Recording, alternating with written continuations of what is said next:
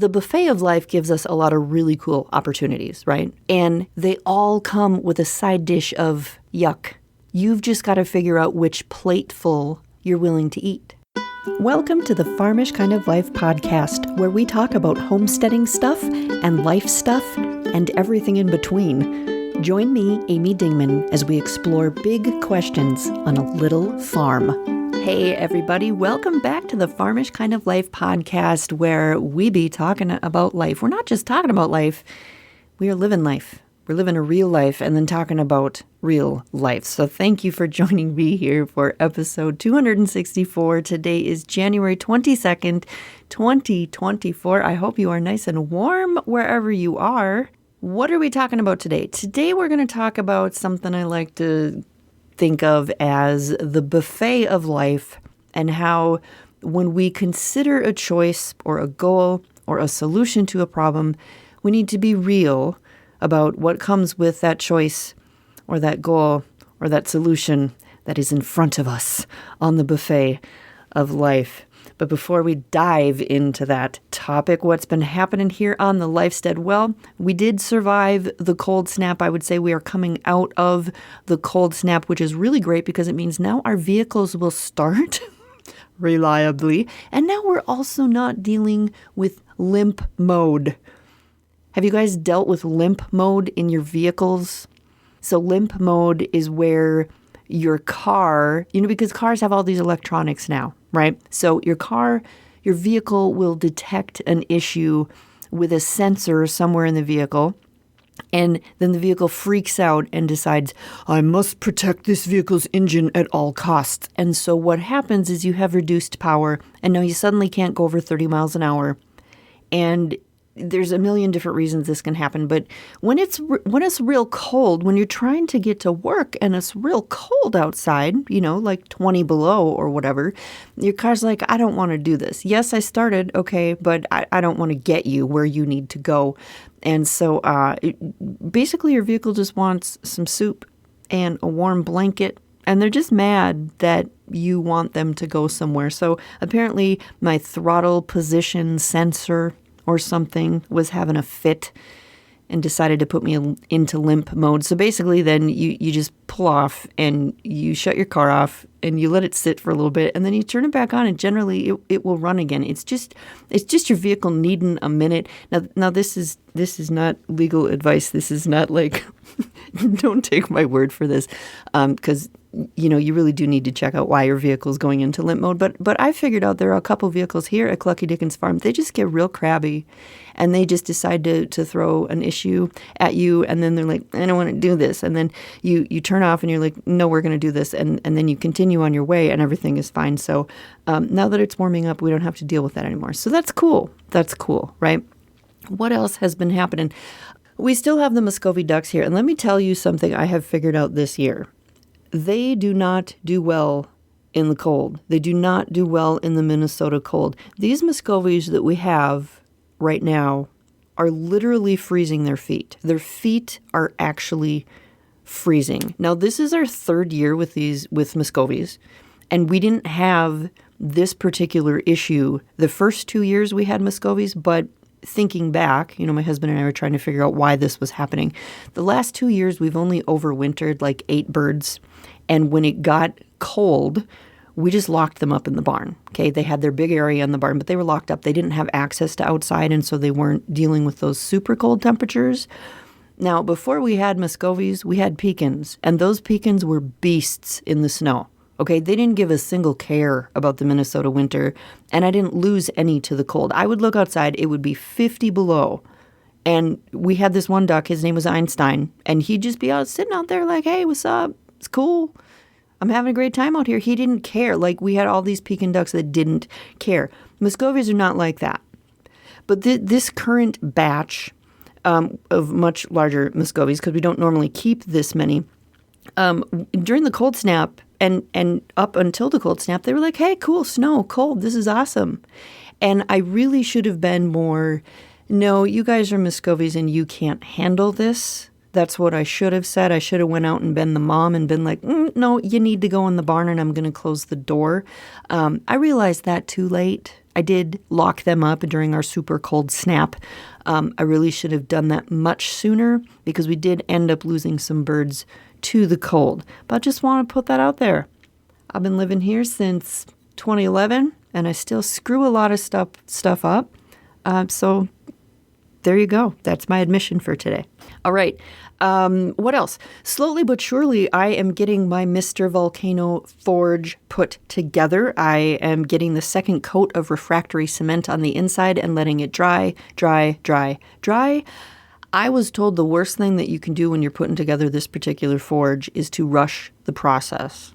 And so there's a lot of forums that it literally says, when you think this cement is dry, let it dry a couple more days, because the worst thing that you can do is rush this. So that's where I am in the process, putting that second coat on. That's the last coat that needs to go on, and then just waiting for it to dry, and then we'll be able to fire it up and do some stuff. I do want to explain, I've had some people email me or message me on social media and say, okay, what is a forge? What is this thing you're doing? So a forge is kind of like a furnace that you stick metal into to heat it up really hot. To heat the metal up really hot so you can beat that metal and hammer that metal into a different shape. Okay, so that's what a forge is. And blacksmiths will also call their entire workspace their forge. So instead of saying it's my shop, they say it's my forge. So, there's a forge inside the forge. So how's that for confusing? But what we're putting together is a propane forge from Mr. Volcano. And it claims that this forge is going to get up to 2,600 degrees Fahrenheit inside that baby. So we will see what happens. It needs to be hot to work with metal, y'all. It needs to be hot. Some people have also asked me, what's the first thing that I'm going to make once I have this up and running? And my answer is, number one, I'm going to make a mess. And number two, I'm going to make a whole bunch of mistakes. Because I don't know what I'm doing. I'm kind of punting here. YouTube University is definitely a thing. But really, I don't know what my first thing is going to be that I'm going to make, because there's a lot of skills to learn with it. So the first things that I probably make aren't really going to be anything but me messing around trying to figure out how to flatten metal and taper metal and twist metal and all these different things so that I can move on to actual projects that I want to tackle. So that's where I am with that. That's the update I have from the Lifestead. It's getting warmer, and so that is exciting. It's going to be very warm when I get this forge up and running, and then I'm probably going to be wishing that it was 20 or 30 below again. But let's hop over to the main topic and talk about choices and goals and solutions and how we need to really think through what we're doing. I was thinking the other day about where I want to go with life and what I want to do, because I'm always thinking about that, right? That's something we always do as go-getter kind of people. And so I'm thinking about this as I'm out splitting wood, because it's the best time to do your thinking. And it comes to my mind that what I'd really, really, really like to do is go all over speaking at workshops and conferences where I can motivate folks to live their best real life. Like, I really want to do that in any page or any website or any group I've ever started or been a part of. I'm all about being real about that thing, right? It's not always been strictly about the homesteading or strictly about the homeschooling or strictly about firearms, or I'm trying to think of all the different things that I've started back in the day. But it was about being real and living authentically through that thing that you're doing, right? And so I really want to speak about that. And I'm a theater kid. I did a lot of performing of theater and music when I was younger and when I was growing up. So stage is not a problem for me. Big audiences while I'm on a stage do not bother me at all. And so I feel like I could very easily take the motivational misfit topics from this podcast and I could take them on the road, right? I could see myself doing that. So I was getting all excited about that. And then there was this other part of me that said, Amy, you hate traveling alone. You hate traveling alone. That's the other voice in my head, right? And that voice is not lying. I hate traveling alone, almost as much as I hate raccoons and almost as much as I hate deep water. I hate traveling alone. And the older I get, the more I think I hate the idea of it. I've done it a couple times, but thinking about it now, I'm like, I don't like everything that comes with traveling alone. And so to put that together with, I want to go all over and speak at these workshops and conferences, those two things don't really match up, right? I bring this up to remind people that making goals and making plans is awesome. And we should do that, right? But you've got to think through all the parts of the goal, all of them, everything that comes with the goal. When you've got a big old life plan in mind or a goal in mind, you have to consider how the whole thing will play out without closing your eyes, without fast forwarding through the scary parts or the boring parts. You have to look at the whole thing. And after that, you have to figure out how or if you're going to deal with everything you saw. Now, if you've read my book, Get Shit Done, I talk about this. I talk about how people sometimes fail at reaching their goals because they walk into the goal with their hands over their eyes. And they kind of peek through their fingers only to see the awesome parts, and they have these blinders on everything else. And this is a good time to kind of bring this up to people because we're nearing the end of January here, and that's that first month where everybody was going to do all the things and change their lives, right? And some of you, some of us, myself included with some certain things, are figuring out, well, that didn't work. And it's not necessarily because you lost motivation. Sometimes it's because you figured out there was stuff that came along with that life change that you didn't realize was going to change or not change, depending on what we're talking about. You didn't realize everything that came with the thing you were trying to do. But this doesn't just apply to goals. It's really about everything with moving forward in life and how we think things are going to be. And there will always be things you don't see coming or that you don't realize are part of the thing that you're reaching for. If you're a parent, right, you spend a lot of time of your parenting going, I can't wait till the kids get a little bit older. I can't wait till the kids get a little bit older because then I won't have to deal with this, right? And then your kids get a little bit older and you don't have to deal with this, but guess what? You have to deal with that because you don't realize, oh crap, this is what comes with kids growing up and getting older. Problems don't go away. They just change. And yet we reach for things thinking that all the problems will be solved because things are going to be different.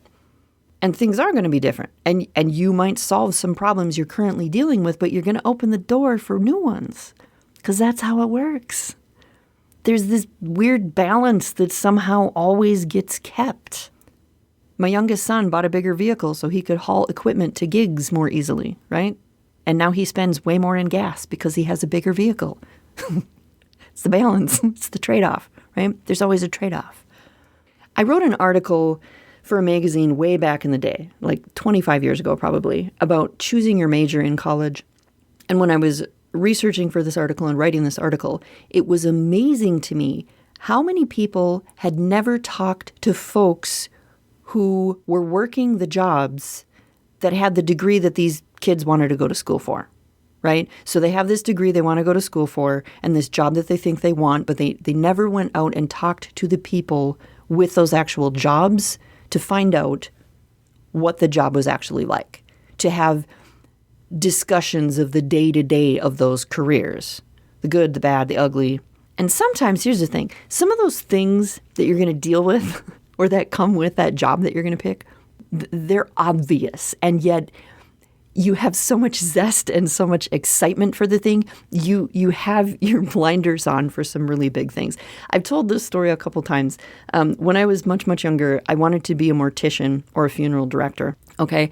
And before I went into that, I decided I was going to go talk to someone who actually had that job. And there was a local funeral home, and the guy who ran it said he would sit down and talk with me for about an hour because I had all these questions. And so I went and talked to him, and everything sounded great. I was like, yes, this is what I want to do. And yet the one thing that I did not consider was that if you're going to work in something that has to deal with death, that kind of revolves around death, you don't plan death. Death is not planned. Okay? So if I was going to get into that career, now suddenly I am always on call. And if you know anything about me, I like to be in charge of my own time and I like to make my own schedule. That's always been true. And so something that should have seemed very obvious to me, I totally had blinders on about, and I had to consider, do I want to spend my life living on a pager? Because yes, back then you were living on a pager. It wasn't a cell phone. It was a pager. Did I want to do that? How did I miss that super Captain Obvious part of that whole thing? We don't generally know when people are going to die. And so that was something that I decided ultimately I did not want to go into. So the thing is, the buffet of life gives us a lot of really cool opportunities, right? And they all come with a side dish of yuck or blah. You've just got to figure out which plateful you're willing to eat. And we need to talk about stuff like this more, because when we don't, we end up having a society where people think that stuff goes wrong or stuff is hard or stuff doesn't work out, and it's because life is against them. Life isn't against you. Life is just life. And it doesn't matter which plate you choose from the buffet. It doesn't matter which road you take. There's going to be some yuck to deal with. There's going to be some things that don't work out. There's going to be some things that you're like, ugh, don't want to deal with that.